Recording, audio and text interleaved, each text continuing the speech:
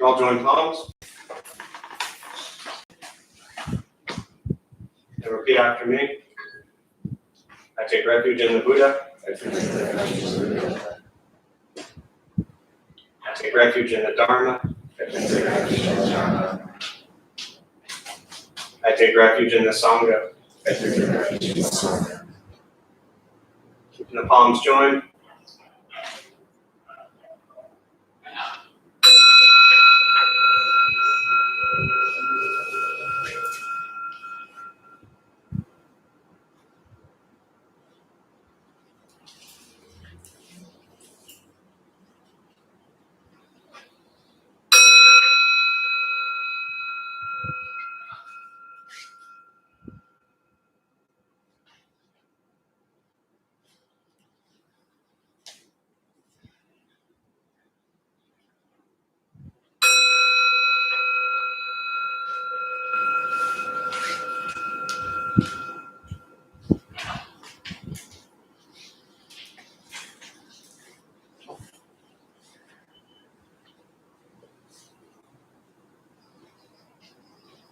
Put the palms down.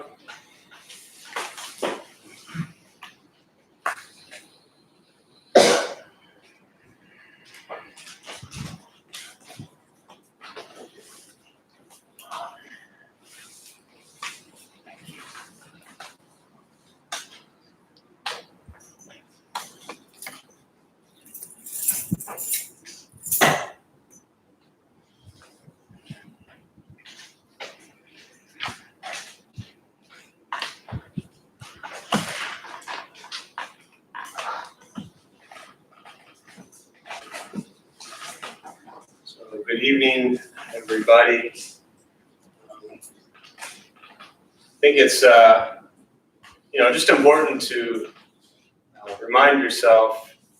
Well, I'll put it from this perspective. It's important for me to remind myself how much on a daily basis I need this practice. I think it really doesn't matter how long you've been doing this or how often you study or meditate or whatever your kind of world is around meditation and Buddhist practice. It's always needed. And, those of you who've been sitting maybe with me for a while, often people have their kind of perceptions or ideas of people or places or things, but there's really never a moment for me where the practice is not necessary. And so I share that really maybe also for those who think that maybe there's some point that you'll get to where you realize, I don't need this anymore. Or, I've heard the same thing over and over again. I'm good.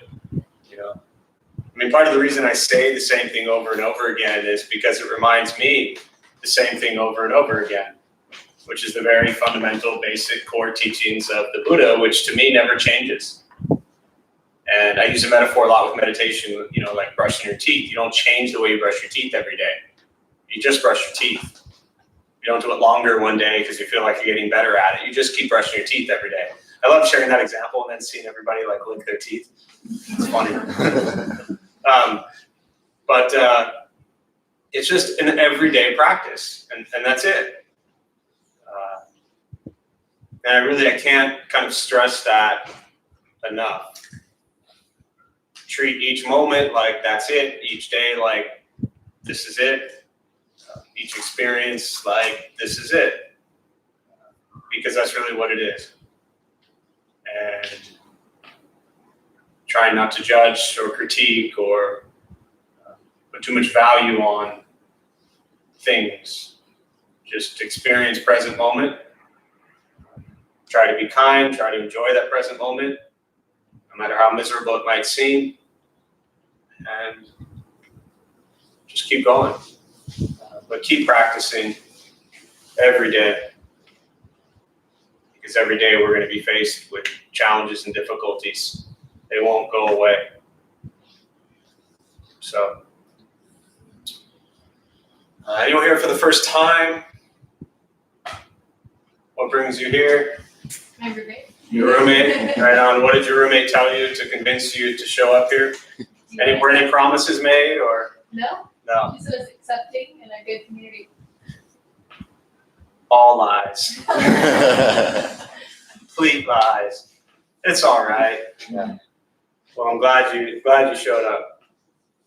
Anyone else here for the first time? Want to share why? Anyone here for the second time that maybe came 2 weeks ago from Los Angeles and decided to come back? You want to share why? We live down here in San Diego, and we really felt welcome to the mission. Awesome. Thanks for sharing. Anyone else want to share why they're here before we sit?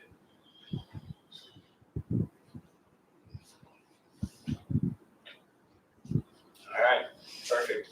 So we'll sit. With meditation practice, if you are here for the first time or maybe sitting for the first time, a couple things I'll tell you before we begin. Nothing's going to happen to you. All right? You're not going to float away, most likely. You won't have any mystical, magical experiences. The mind that races all day long is not going to shut off.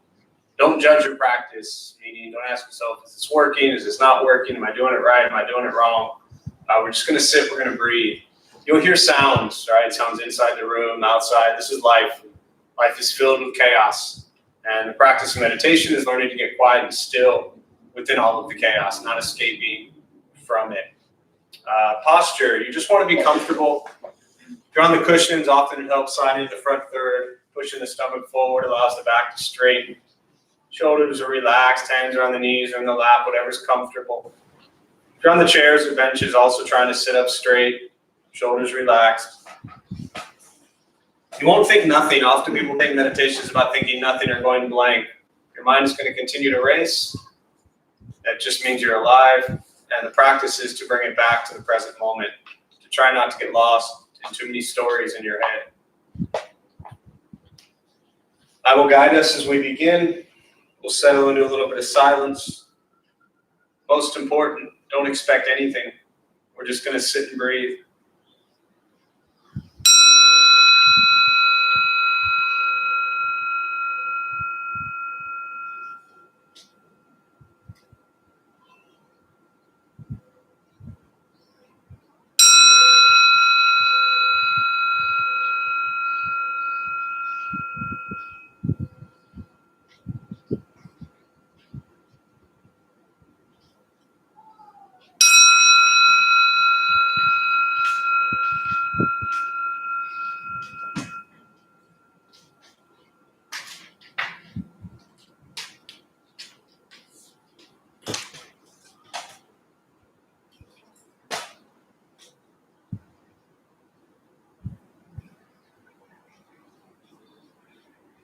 And starting with the eyes closed if comfortable, or slightly open. Mouth open or closed. Start with taking 3 deep breaths, slowly.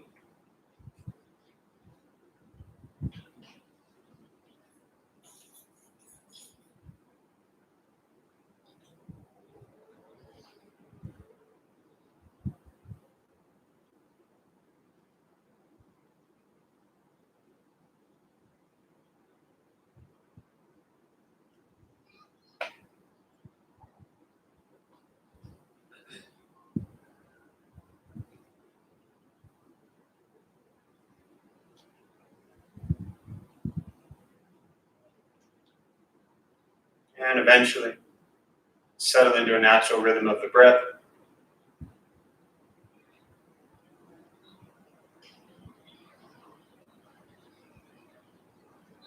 Knowing throughout the practice you'll hear sounds.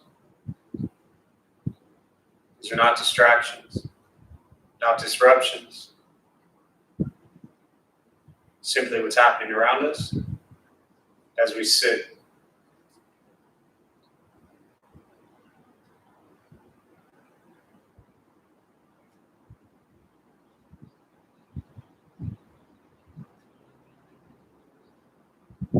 Noticing the mind as it wanders, jumping from thought to thought.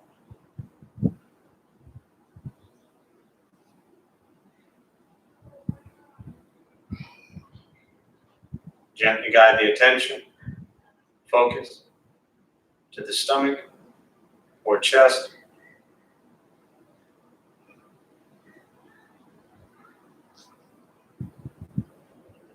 Breathing in, feel them rise.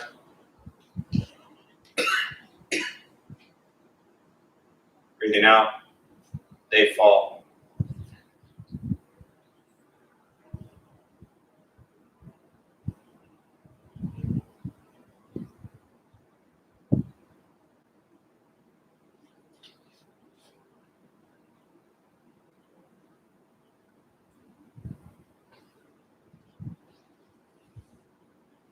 Simply continue this practice, expecting nothing but to sit and breathe.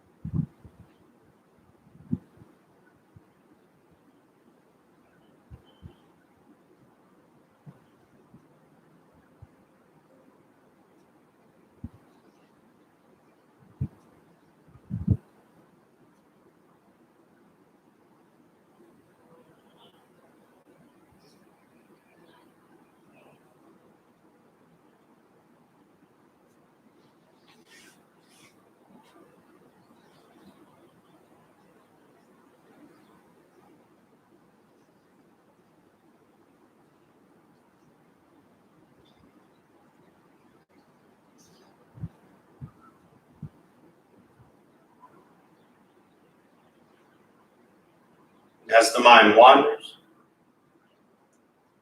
lost in thought, recognize it.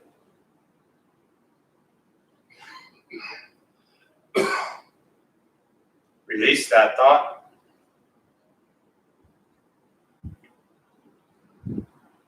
Return attention, focus to the breath.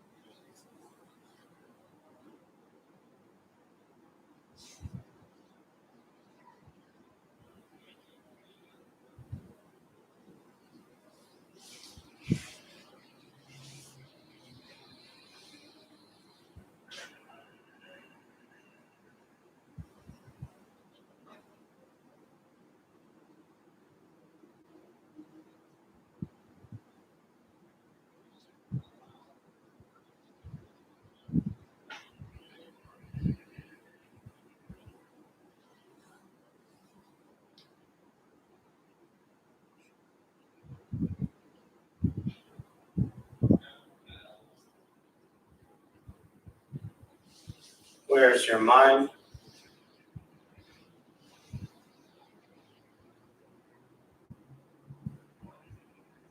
Return attention, focus to the breath.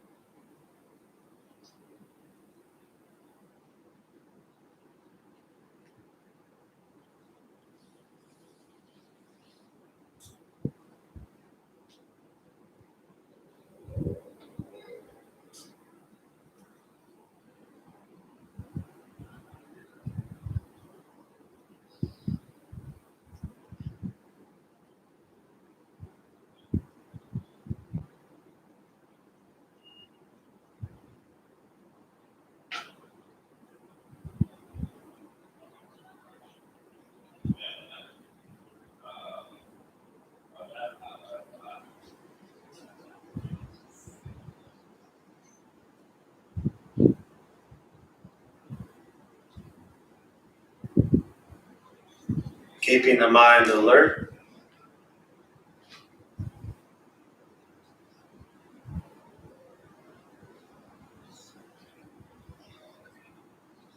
Aware of each sound.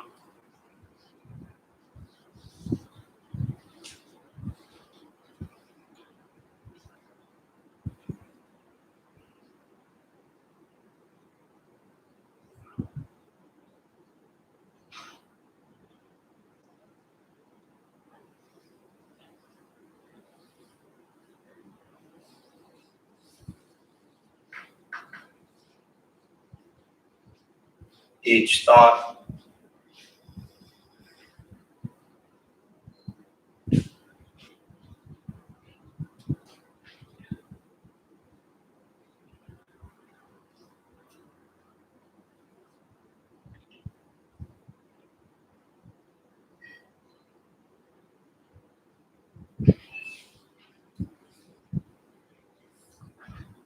Each physical sensation.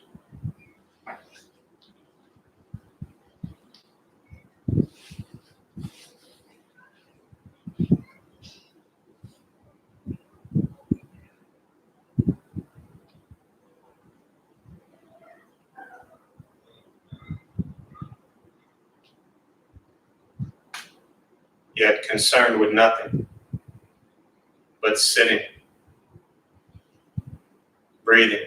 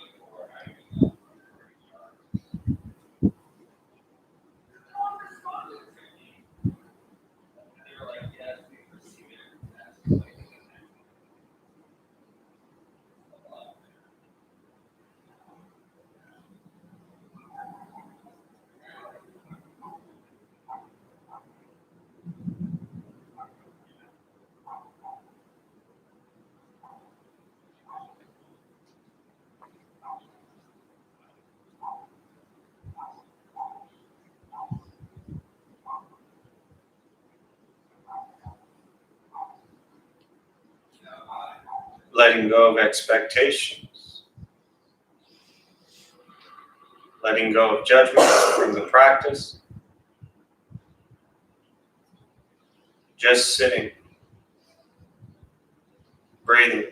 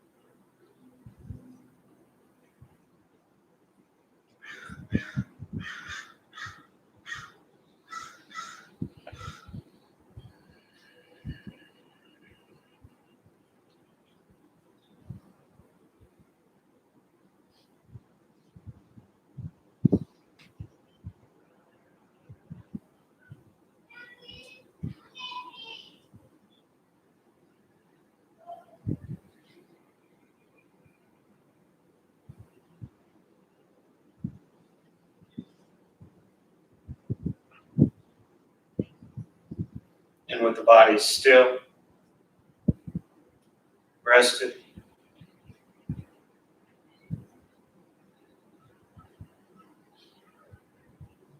and the speech quiet, aware of all sounds,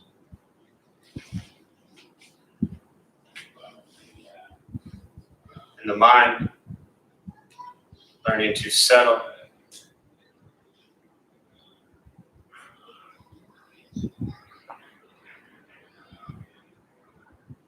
know what it's like to just sit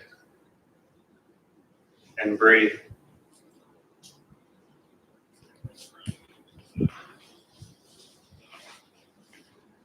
Knowing with each breath, there's nothing else to do.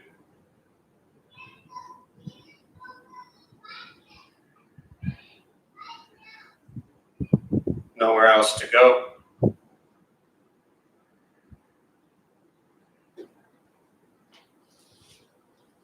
No one else to be.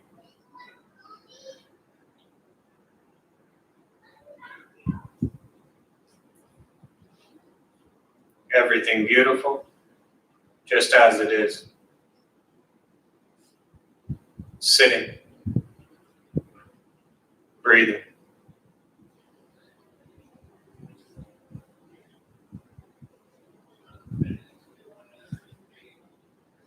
Once again, taking 3 deep breaths, slowly.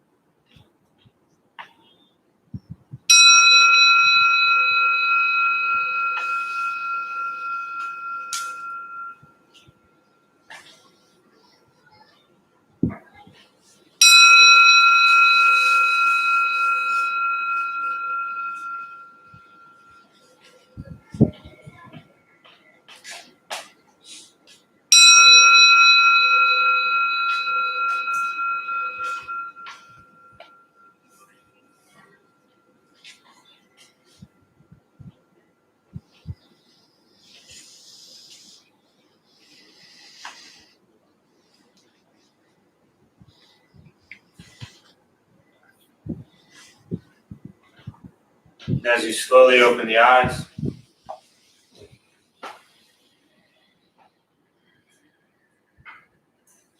slowly begin to move.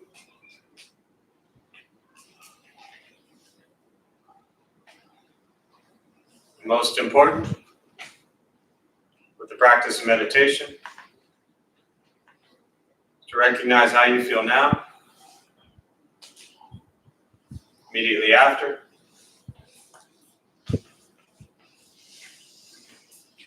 compare this to how you typically feel throughout your day. Recognize the difference, if there is one.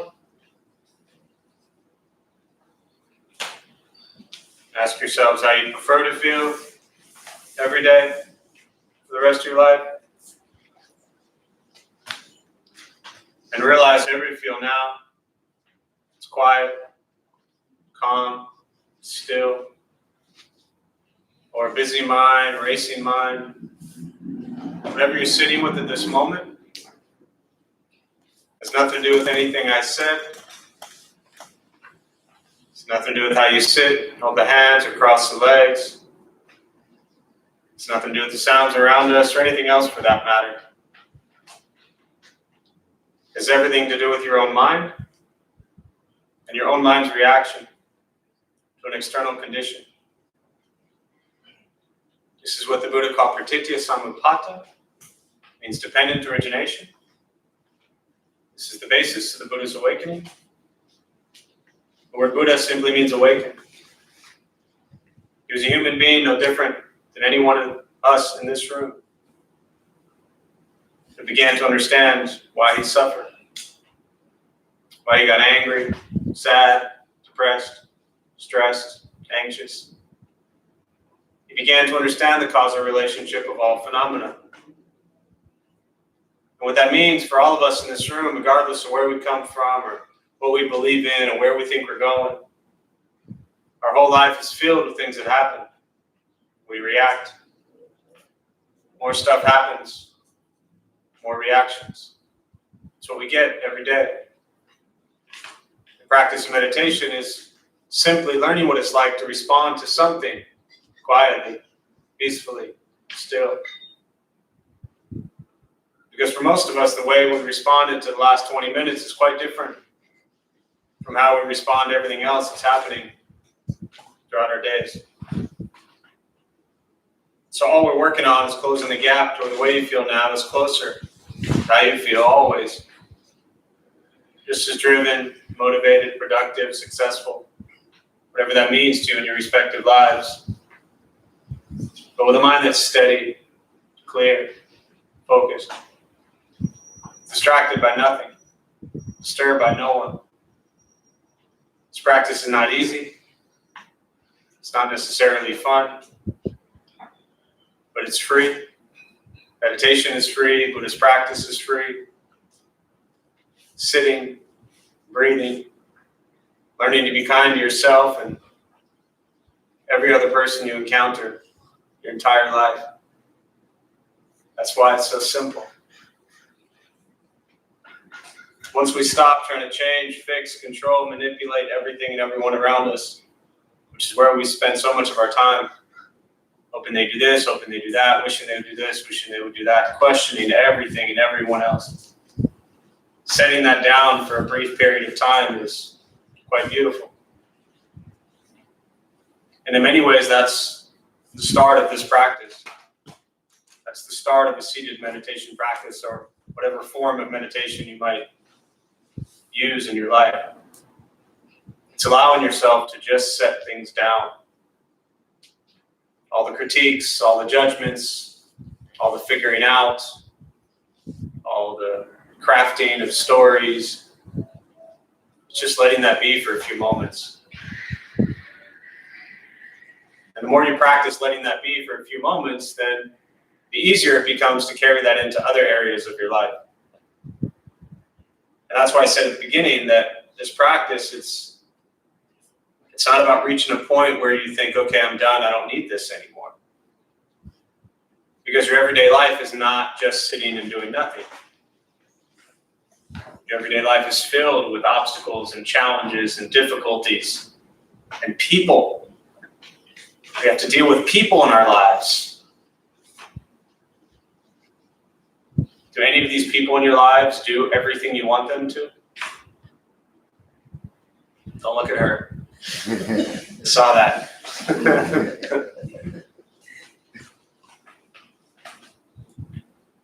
So give yourself this time every day. I don't care if it's 2 minutes, 2 breaths, 5 minutes, 20 minutes, whatever it is. Give yourself this time every day to just allow yourself to sit and let everything be. And then as you go into the rest of your day, the more you practice this, the more you begin to realize, wow, there's a big difference in what I'm like when I sit in meditation and what I'm like everywhere else. And the line that I always say about paying attention to that difference, how you feel now compared to how you felt before, and watching that slowly fade away. Right? As I stop talking and we start engaging in questions and responses, and everyone starts moving again and getting faster, and then we go back out these doors, and then we continue with our evening, all of this quickly becomes a different state of mind. Pay very close attention to that.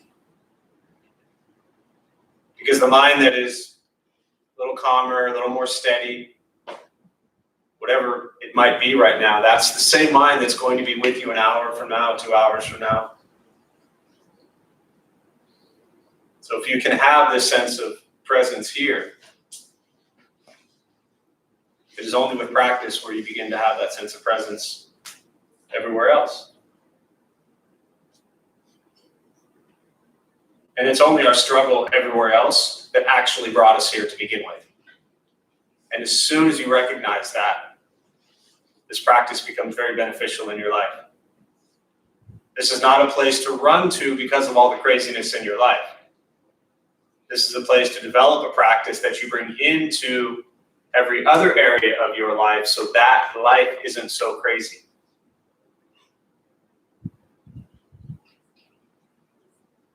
And I also don't know if that's like a 1982 video game or what, but it's kind of cool for anyone who can hear that sound. You hear it? You're thinking like Q-Bird or something like that? Yeah.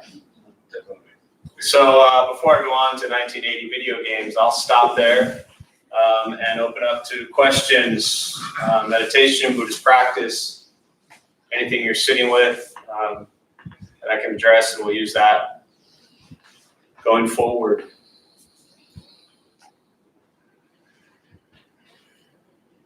Yes. Hi. Hi. I wanted to ask about, so on my way here, someone helped me, asked me for help with directions. They were having trouble with getting a lift to wherever they needed to go. But at the same time, I was trying to get here with GPS from my new place, and I said yes, of course I'll help you, but at the same time my phone was dying, so then my phone died. Oh no. So, I had my charger, so that's fine. But the thing is, like, how do you?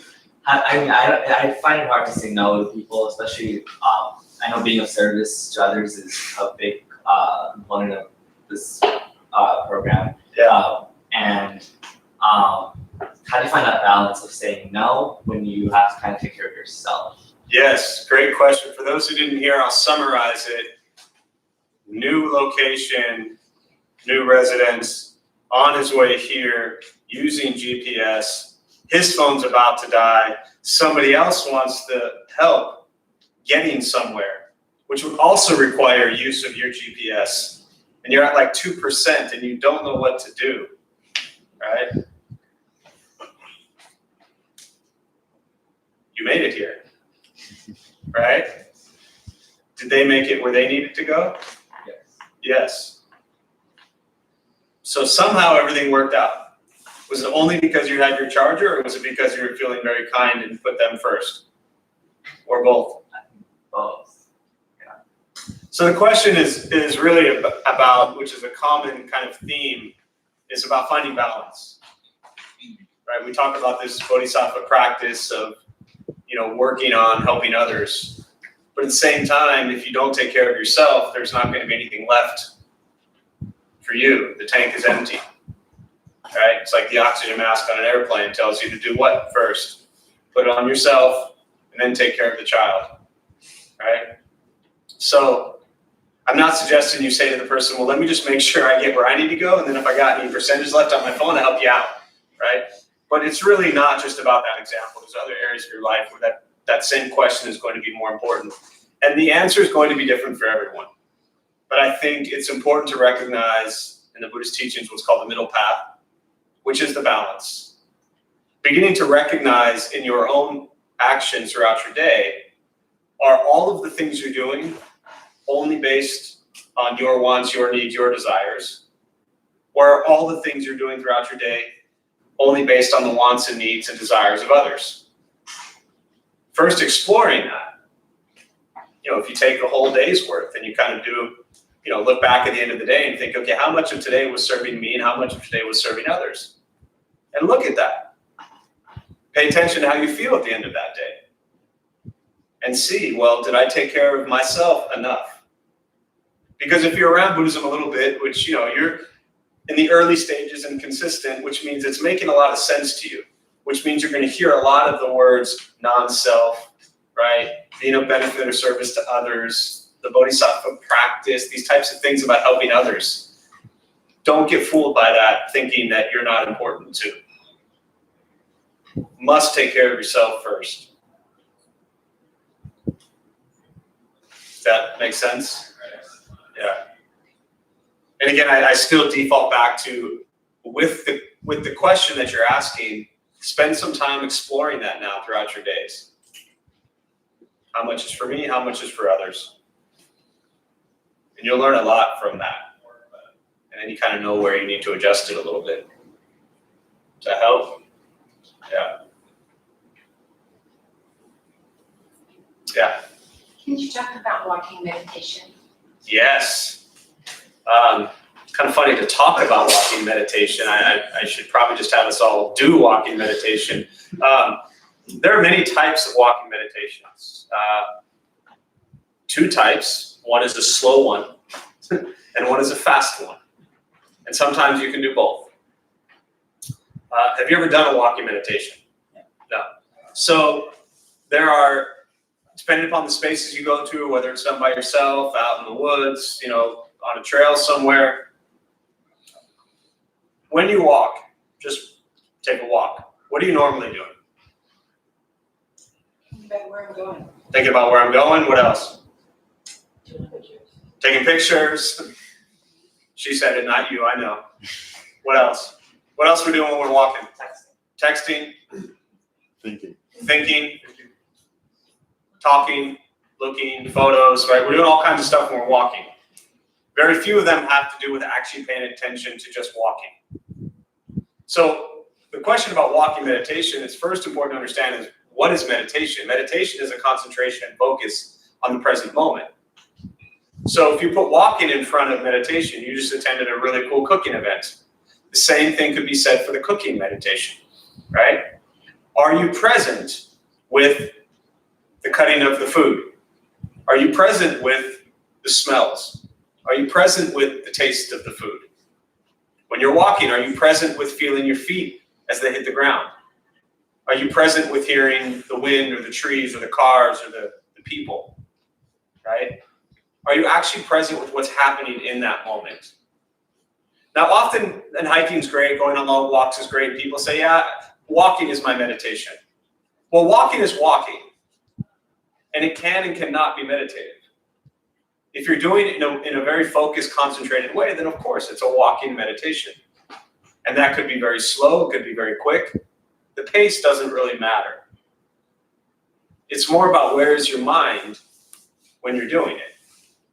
If you take a nice long 2-hour walk, early in the morning before all the heat comes up, and you're thinking about all the problems in your life, then I would not call that a walking meditation.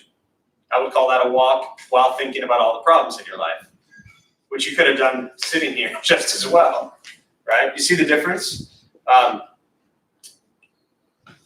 So it's all about where's your mind when you're doing it. Years ago, it was a funny story. I led a walking meditation out at, I think, Rancho Penasquitos Reserve, and we would go like once a month, and there was a group of us, and I was at the front, and I had this bell, and predominantly adults, but somebody brought a kid, like 10 years old.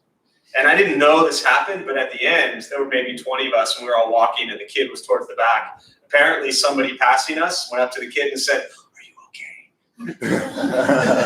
Like the kid had been abducted by some crazy, slow-walking cults moving through the reserves, you know?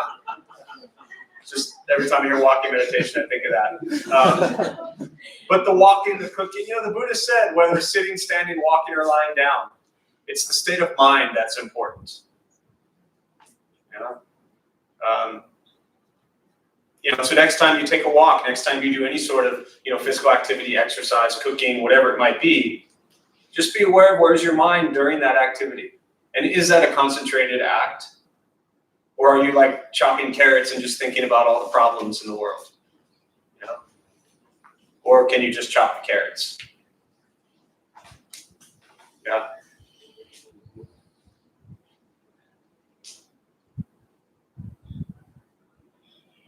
Yeah. If the knife's sharp, you best be hesitant. Yes. If you're chopping. Yes. Very true. You will lose stuff. Yeah.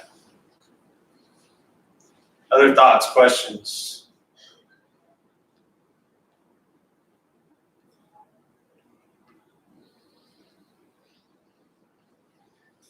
Yeah. This is related to maybe summer months or changing places. For instance, when you're traveling or going to new areas, how do you maintain your practice? Yes. How do you not maintain your practice? Are you asking this question from previous examples or an upcoming adventure that you're concerned about? From previous. Previous. So can you give me one example of how you did not maintain your practice in a previous? Well, I traveled for a wedding this summer. Okay. And met old friends and sort of, the routine of my days completely changed. Yes. So I didn't make time for a few days to sit and meditate and sort of change my cycle or how consistent I was after I came back. Yes. And how did you feel during and then after? Like mentally, emotionally, all that stuff. Lots of thoughts and missed it. Missed it. Sort of that brought me back to and I've been meditating.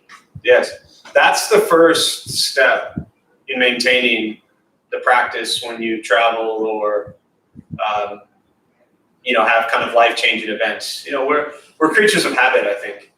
Buddha talked about this a lot. We're very, our conditioned behavior, our conditioned patterns, our mind kind of defaults into these ways of being often.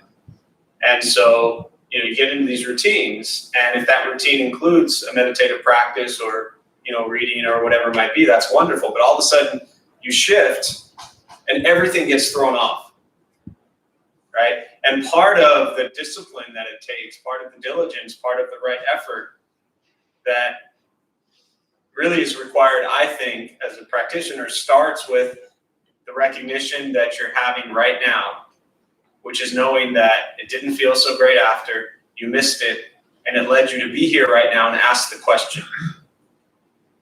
That means you're on the right track. Does that make sense? The second part, or the next part about how do you do it is, it just has to become the priority. There's no simple trick. I mean, yeah, there are tricks. You can put it on your calendar, on your phone, set it as a reminder. But when we understand and our heart and our mind feels the importance of something so deeply, we will commit to it. Until we just can't bear it. If we stop, there reaches a point for most of us often where you just can't bear to be without it anymore. I see that a lot when people are kind of into practice and then things are going well. Most people, nobody shows up at meditation or Buddhist practice because everything in your life is wonderful, right? We weren't sitting at home peaceful, happy, and perfect and decided, yeah, I'm going to go meditate for a while because everything's good. right? Most of us come into this practice because we're suffering and struggling with something in our lives. And then beautiful thing of impermanence tells us that that struggle will change and we can be in a very steady, calm, wonderful, beautiful place in our life. And that's very often the time people stop doing meditation or stop looking at Buddhist teachings because they think, oh, I'm good now. How long does that last? You know? And then kind of comes crashing back. So it's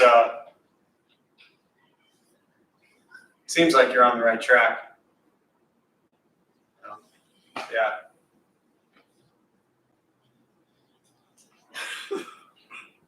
Question? I'm good. You're good? Okay. I saw your hand before, but yeah. Yeah. Is there like any value in ever being lost in thought? Letting go down something? Is there any value ever being lost in thought? Is that the question? Is there ever reason to like let yourself just instead of like bringing the mind back, just like, Are you wanting to know if the Buddha said, is it okay to think? Is that kind of the nature of your question? slightly? Slightly, yeah. I mean, I don't want to put words in your mouth, but yeah. I mean, first off, I would, and this is for everybody really, when I look at this practice, I try not to think of, is this good or bad? Is this right or wrong? Recognize the nature of your mind, which is a wandering mind, right? So if I say to you, no, there is zero value of letting your mind wander, well, that sucks. Anyone's mind wander in here? Look at all of us, just no value whatsoever. Fools we are, you know? I don't know that I would look at whether or not there's value. I don't think that the important part to that question to me is not, is there value in letting the mind wander or not letting the mind wander? To me, the truth is the mind wanders. And for me, I like to be very careful in kind of judging and critiquing myself, especially when I'm, if you're beginning to learn about Buddhist teachings and all these meditation people are telling you, stay present, stay present, stay present. And 2 months in, your mind still wanders. You're like, well, this sucks. I'm done. Right? Your mind is going to wander your entire life. The question I would be asking myself, my first teacher used to always say, don't look for answers, just change your question. And if I was you sitting in that position, new to this practice and beginning to learn, I would ask myself, not is there or is there not value in the mind wandering? I would ask myself, what happens when my mind wanders? Does it wander to wholesome thoughts that lead to wholesome words, that lead to wholesome actions? Or does it wander to unwholesome thoughts that lead to unwholesome words, that lead to unwholesome actions? Or are they all neutral? I would begin to pay very close attention to what it wanders to and begin to recognize, do you even have the ability to bring it back to the present moment? So now that I've talked that through enough, I would say, yes, there's tremendous value in letting your mind wander because it shows you how crazy our mind is. And it gives us this incredible opportunity to practice bringing it back to the present moment.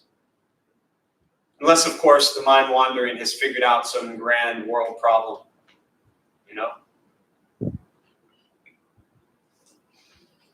I know I really didn't answer that question for you. But like I said, I think it's more of exploring the nature of the question. Yeah.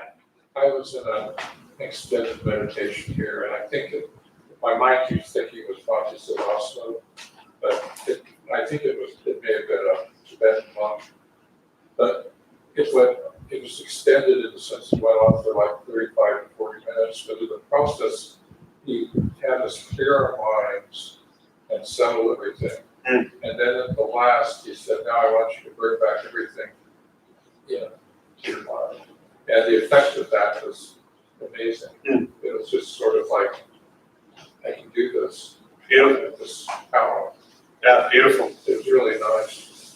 Yeah, as you continue to develop a meditation practice, when you're doing it on a regular basis and sitting, hopefully every day or as often as you can, and get an opportunity to sit longer periods of time, you begin to really find out incredible things about how your mind works. And they're just good observations to notice. Like that crazy thing in your head is with you all day long. You cannot escape it, folks.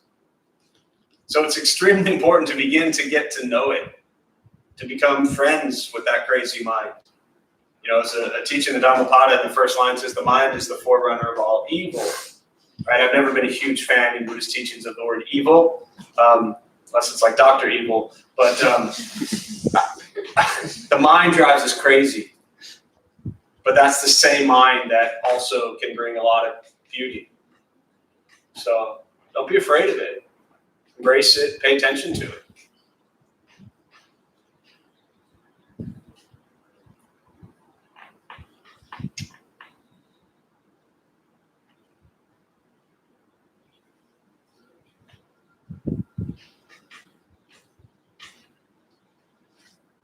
Yeah.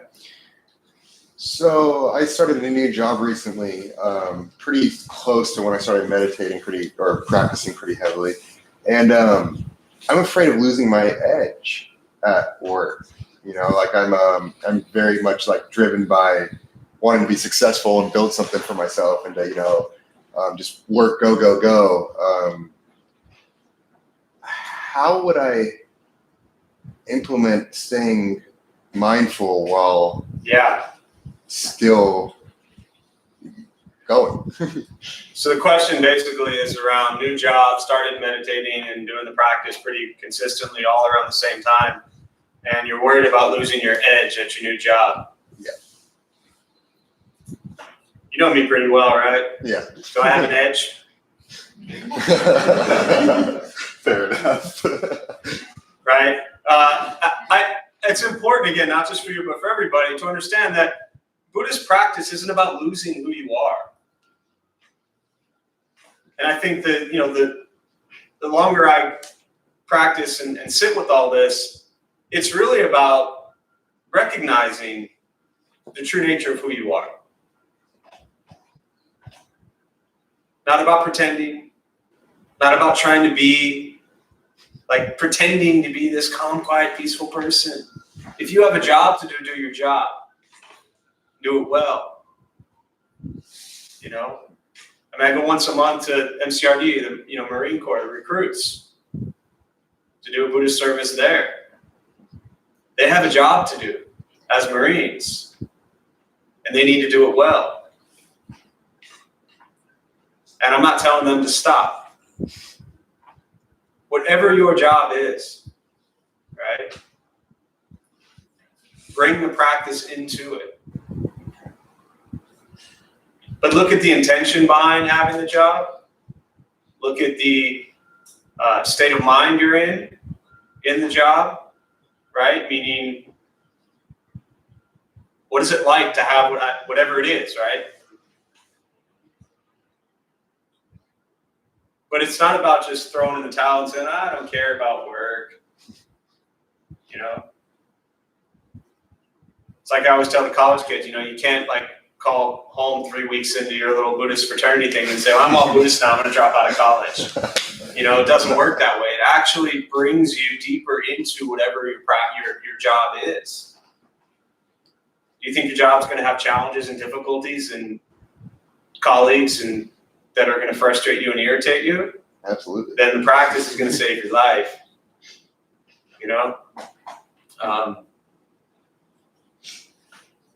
So the losing of the edge, you don't have to lose that edge, just be aware of how it's used. Is it harmful? Is it beneficial? Is it skillful? Is it unskillful? Yeah. Okay. Thank you. Yeah, for sure. Yes. So my job requires a certain level of multitasking. So can you multitask and be present at the same time, or one of those two? Funny, my job also requires a lot of multitasking, right? also requires a lot of learning to be present. And so your question is around, can you be present and multitask at the same time? You could try to convince yourself you're doing that, which would be another task. But since you're such a good multitasker and you already have like 7 tasks going on, your 8th task can be convincing yourself that you're being present in all 7 of these tasks. Impossible, right? Fully present here, then fully present here, then fully present here. The present moment is only the present moment. If we think we can be present in 7 different things at one time, unless they're all like in a bite of pizza. Present of the cheese, the sauce, the bread, but even that would be broken down into layers of thoughts. Even, collectively it's one bite, one taste, but it's really broken down into many things that the brain is firing through very quickly. So I get it, this idea in the work world about multitasking. You're moving very quickly from one thing to another, and someone who would be good at multitasking would be good at moving from one thing to the next, to the next, to the next. So it almost seems like they're all happening simultaneously. And that's a great skill to have. But you're still really only present in one thing at one point in time, unless there's 7 of you. Does that make sense?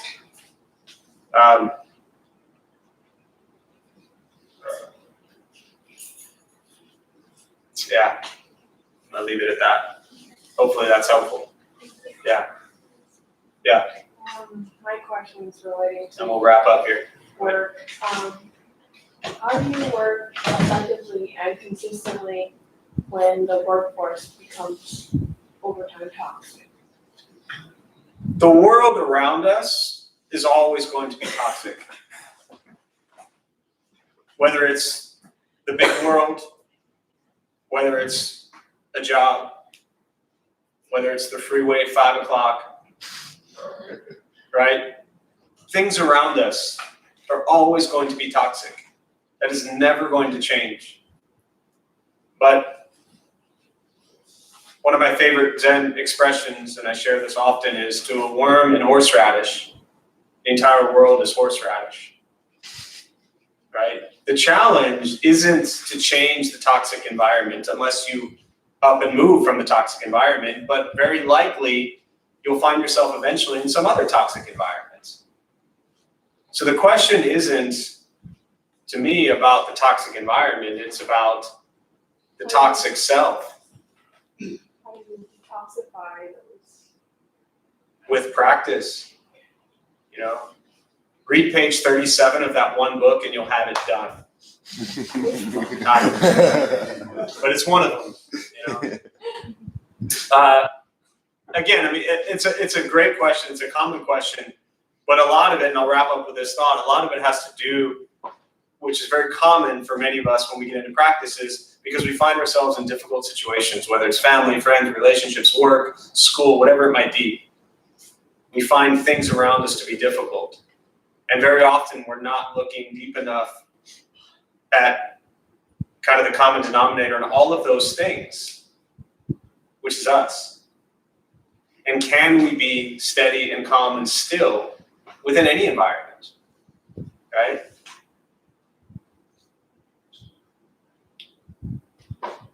As crazy as this might sound, some people in this room, you might be the toxic people at work that other people are sitting at some other class right now talking about.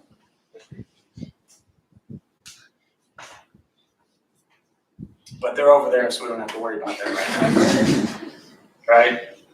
So again, to me, all of these situations work. Any challenge we find ourselves in comes back to, what do I have to do to bring myself to a place where I can be steady, stable, at peace with how I am?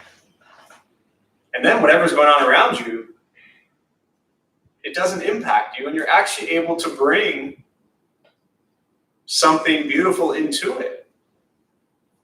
The world's a mess, but if we're angry and pissed off at the world, we're just bringing in more anger and fury into it. I think and when it becomes threatening to me, as far as like physical and harmful to me, it's natural to have a tendency to get in fight or flight mode.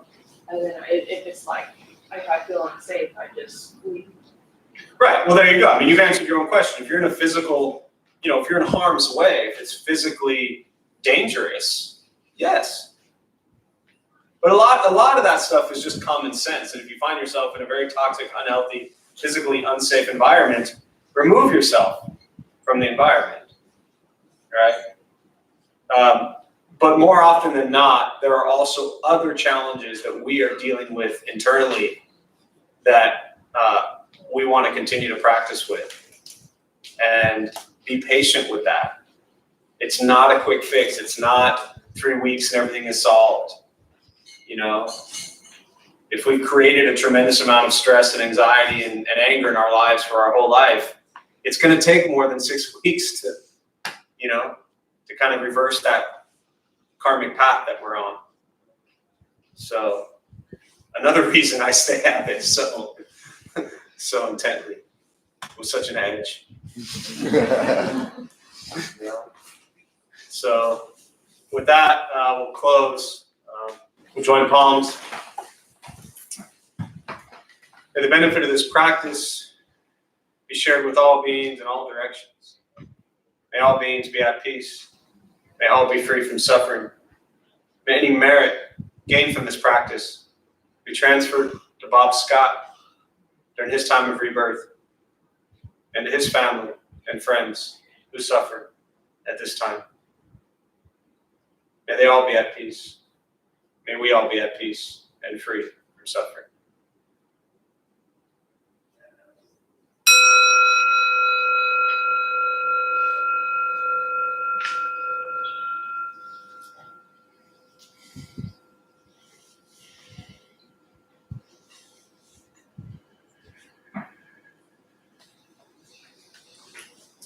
So